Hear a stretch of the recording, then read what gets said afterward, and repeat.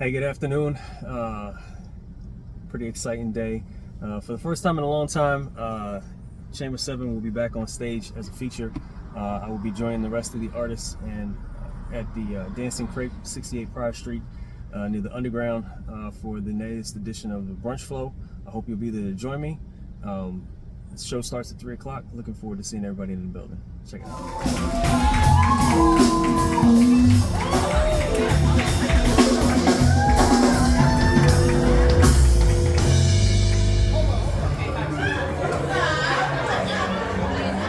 If I'm being honest, I'm a little nervous. Good, Playboy. It's all right.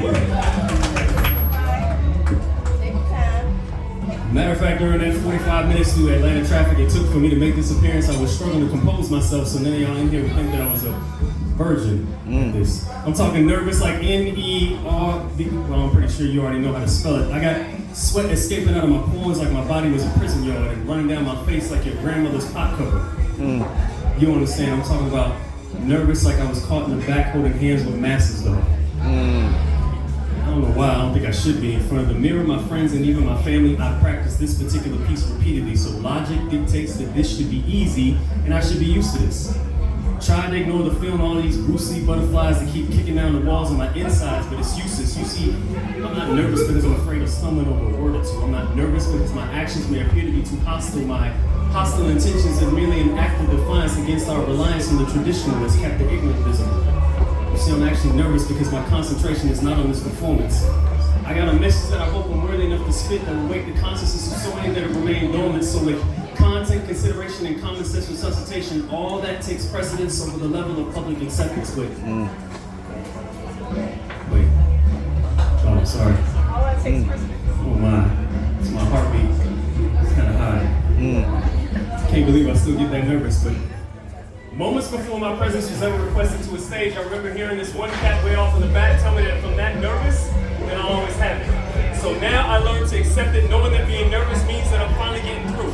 I just have to get used to it so that I can invoke the positive change I'm trying to motivate in each and every single one of you. Right. So now, as I look deep into the eyes of the audience with confidence to ensure that I'm making the connection, as each poetic piece is pronounced and paced to perfection, I push past this wall of hesitation with persistence. Because as poets, that's our purpose. Right. I willingly accept the responsibility of bearing my soul to become the voice of every virgin and veteran that cringes seconds before they ever take hold of a microphone, ready to ignite the atmosphere with lips that spit that fire. So this time, allow me to dedicate this round to all of those that don't believe they can flow.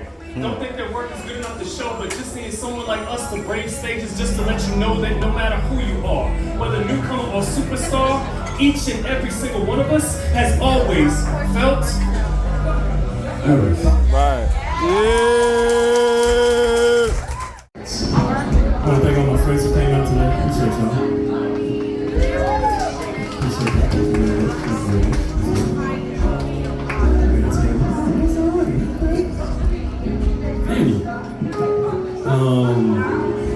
People who've been through a bad breakup.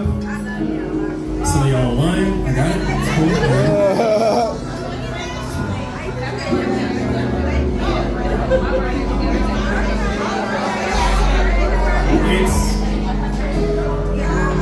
It's much too obvious to deny. It only takes a moment to notice when your palms begin to sweat and there's a sudden feeling of unrest that culminates into a stir of emotion. It's belittled by the notion of just being a strong physical attraction of the unnerving reaction to the turmoil of one's chemical imbalance. You see, the joining of two people in open view that started off as just a glance became a simple dance and is now a budding romance going on nearly 30 years strong can't be confused with anything other than passion. So across interstates and highways, I've driven all this to ask y'all this one simple question. How many of you have ever felt true passion? The kind that distorts your monotonous like logic and breaches the boundaries of familiar limits. Well, it's been shown to me in gimmicks to gain my affection with these plans that she has for me this weekend. Her intentions are mentioned wordless and Polaroids left in my briefcase of her body wrapped neatly in my favorite lingerie.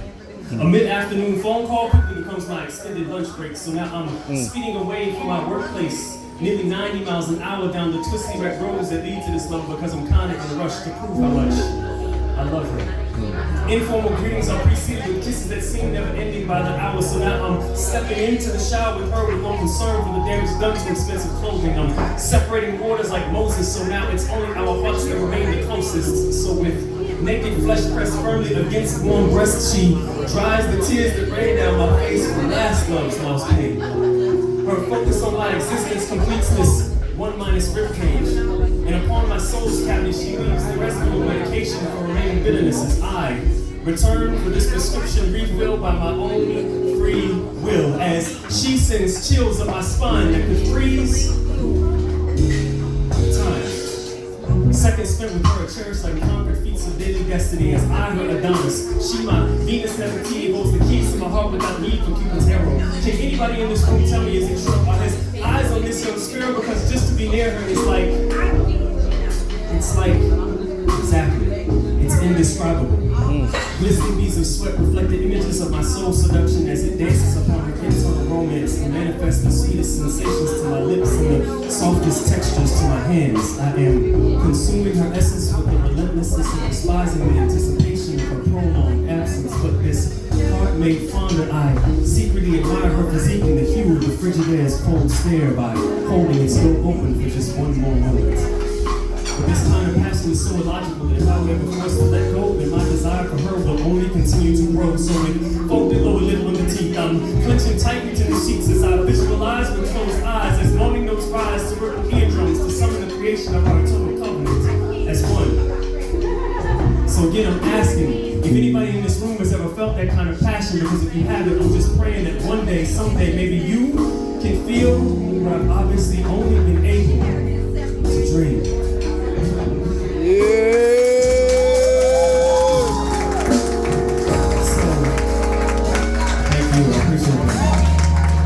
You can find me on all the stuff, YouTube, Facebook. I have a SoundCloud with a free album on it. CHMBR_SE, the number 7EN, Chamber 7. All right, appreciate y'all.